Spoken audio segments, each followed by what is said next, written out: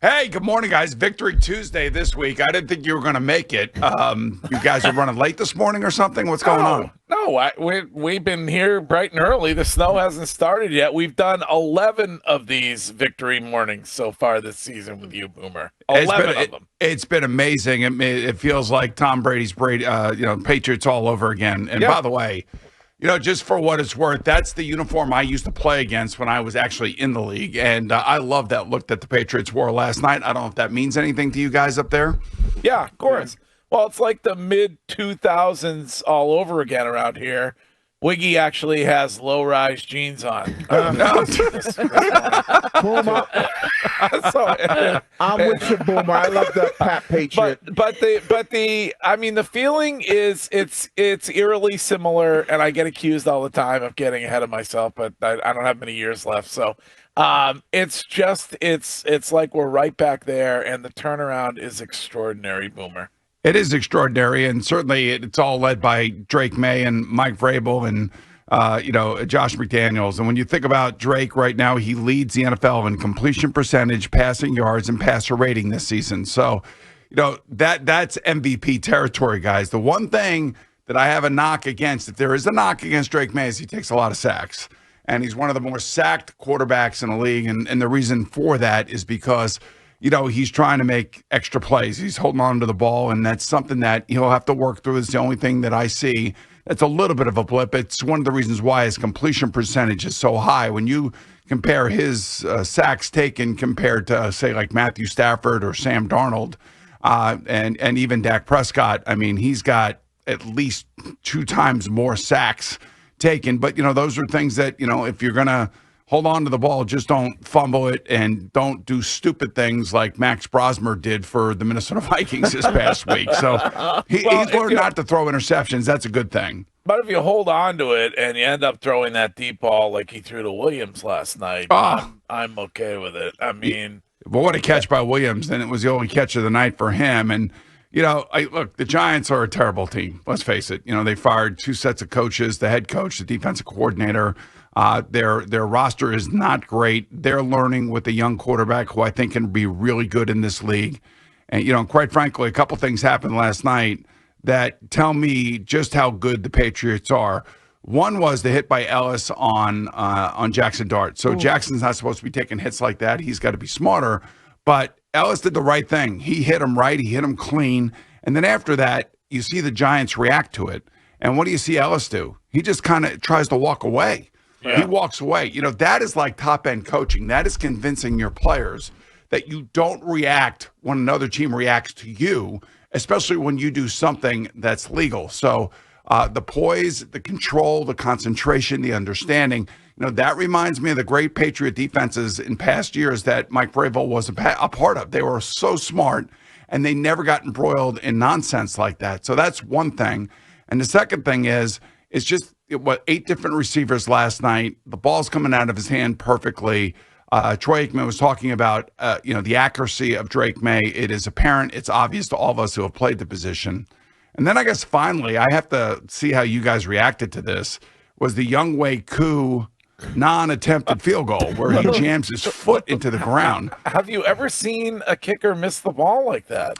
So Troy Aikman said, I don't think I've ever seen that. And the moment he said that, I started belly laughing because it was so funny. And they didn't know how to call it or anything until they came back from commercial and they realized it's a sack. Yeah. I've never seen that before. No. He looked like Shime on the golf team trying to hit a ball and taking like 10 feet of tee with him. That was the butt fumble of place kicks. It seemed like he thought that they didn't hold the ball correctly. It was trying to give more time to kind of adjust. I don't know what he thought. 6 inches behind the ball. I know. You got one job. That was incredible. I mean, like I said, I was legitimately laughing, like belly laughing, when Troy said what he said. So, so the Giants are going one way, and, we're down here trying to explain that maybe the Giants could be next year's Patriots. They do have a young quarterback that can play. You can see that. Their offensive line is actually pretty good. They don't have their best player, Malik Neighbors. They got a number of draft choices next year. They're going to have to spend some money in free agency, and they're going to have to do it like New England did it this past season. Everything that New England did this offseason, you give an A+ to. I don't know. They may have missed on a player here or there, but from the additions via free agency, the draft, Travion Henderson, this group of wide receivers that, doesn't really have, the Justin Jefferson type player, but just has, guys that are going out there making plays when they get the ball thrown to them. The tight ends are great. The offensive line, even missing 2 of their starters yesterday, really had a great game against a pretty active Giant defensive line. And, of course, they got a quarterback that's up for MVP. So everything's going in the right direction. Well, speaking of that quarterback, time for Boomer's Drake Take this week, brought to you by your New England Chevy dealers. Together, let's drive. This season, by itself, up to this point, 13 weeks in, ranked the top 5 quarterbacks currently in the NFL for me. And he's going to be in the top 5. There's no question about it. I think you'd have to have Matthew Stafford up there. You're going to have Drake May up there. You're going to have Dak Prescott up there. Other than that, I would probably say Jared Goff's having a great year, although their team is, kind of floundering. Sam Darnold, believe it or not.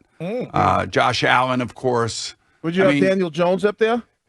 No, I don't. I've seen enough of Daniel Jones over the last 4 or 5 years down here. I mean, he's playing good, don't get me wrong, and he's playing hurt, and their team is starting to go the other way. The team that I really am impressed with right now as we sit here in the AFC, and they're on the outside looking in, but they can win their division, is the Houston Texans. The Houston Texans, and you know this defense is basically assaulting people. Yep.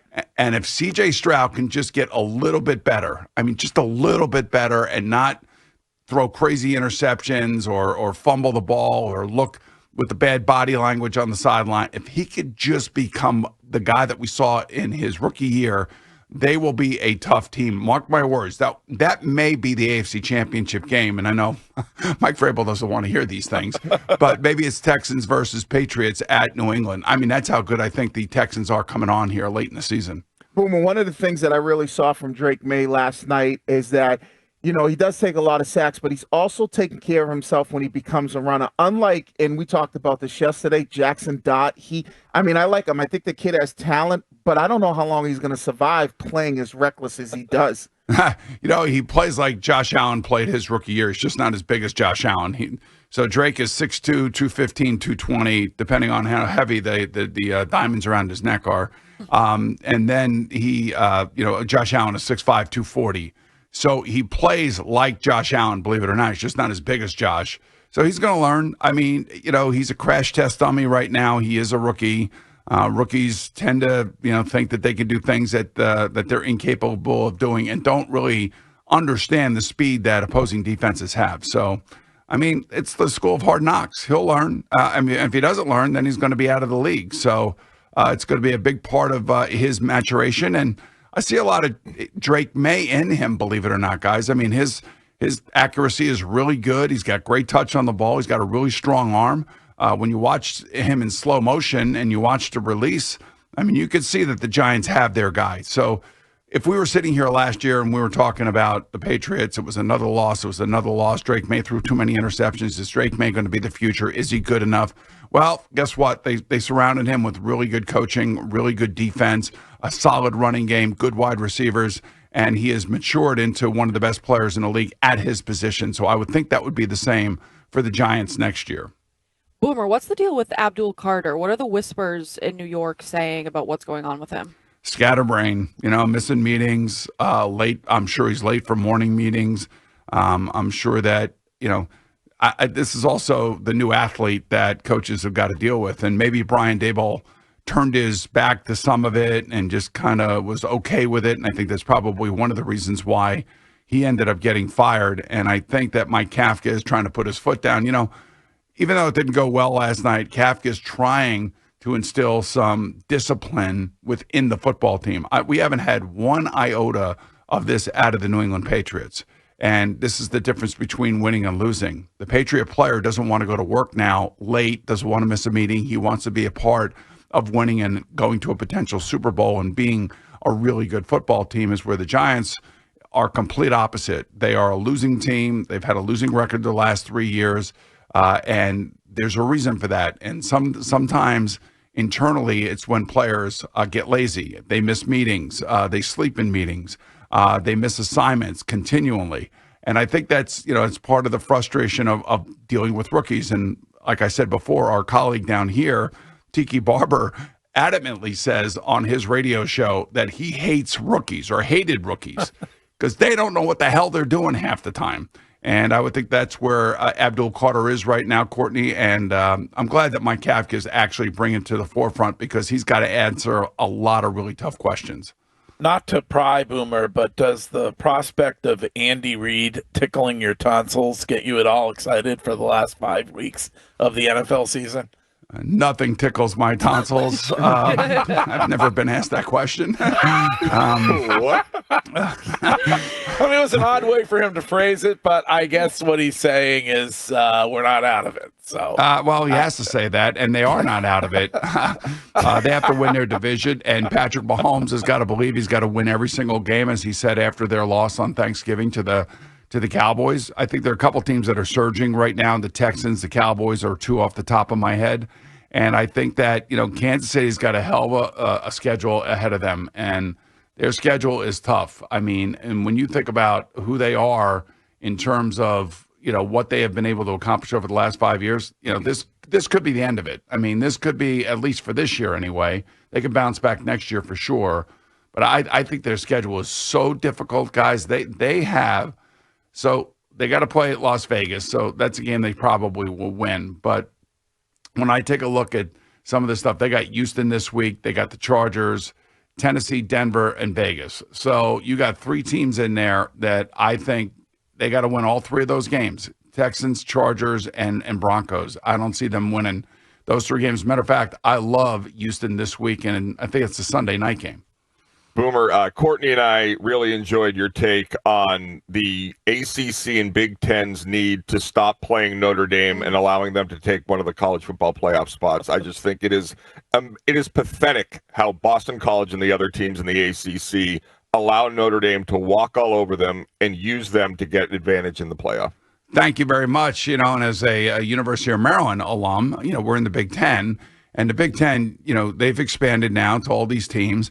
I wouldn't play Notre Dame at all. I would say every team has to play within the division 12 times or whatever, 10 times, and Notre Dame can't be a part of it. So Notre Dame has always had an advantage. They've always had that separate deal with NBC, and it's always put them on national TV every single week. So I'm sorry. I know they're really popular. I admire their coach. This has nothing to do with the coach or the players. This has everything to do with, how conferences are treating different teams and why a certain team gets to do their certain thing their way when everybody else is trying to follow suit and trying to create a bigger pie for teams like the University of Maryland and teams like Boston College. So we're stuck in the lower third of the major college football programs, and we're never going to catch up. There's never going to be a Maryland-Boston College national championship game. Let's face it. It's just not going to happen. Rutgers is not going to be there. Indiana may be there, but right, Illinois, schools like that are just not going to make it. If Indiana can do it, and it looks like, they're in a great position, I think schools like Maryland, BC, some of these other schools should have some type of excitement. Obviously, you just got to do things differently. I mean, Indiana's been known as a basketball school as far back as I can remember. Yeah, Maryland's like that too, by the way. Maryland was always thought of as a basketball school first. We had a nice run in the 80s, and then Ralph Regent came back, who was my offensive coordinator back in the early 80s. He came back and had a nice run in the 2000s. But in this day and age, there's just not the money. But Under Armour is some of the money behind it. Kevin Plank, a former Maryland player, but you can't keep going back to him. You gotta get other people involved, and the nil money is just not there. The facilities are great, but a lot of these kids want to go play in these 100,000 seat stadiums. And Maryland's got a 55,000 seat stadium. Boston's got a 55,000 seat stadium. It's just not what it used to be, and the playing field is not level. The other big thing about the Big Ten is that Big Ten was getting ready to sell about 10% of their media rights for about $2.3 billion, and each team was going to get around $190 with the top tier teams, and this is in the Big Ten, Michigan, Ohio State, and Penn State were going to receive like $210 million, and Michigan backed out. Like there's something special or something like that. That money would have been huge for the University of Maryland and Rutgers and Northwestern and schools like that. But there's never going to be a national championship, like I said, between Boston College and Maryland. And I would not allow Notre Dame to push us around or anybody around and make it into the college football playoff over a school, say, like Miami, who beat them earlier in the year. Finally, question of the week for Boomer, brought to you by McFarland Energy, the region's most dependable provider of home heating oil delivery and expert HVAC services at McFarlandEnergy.com. 20,000 Steeler fans chanting fire Mike Tomlin on Sunday. Should they?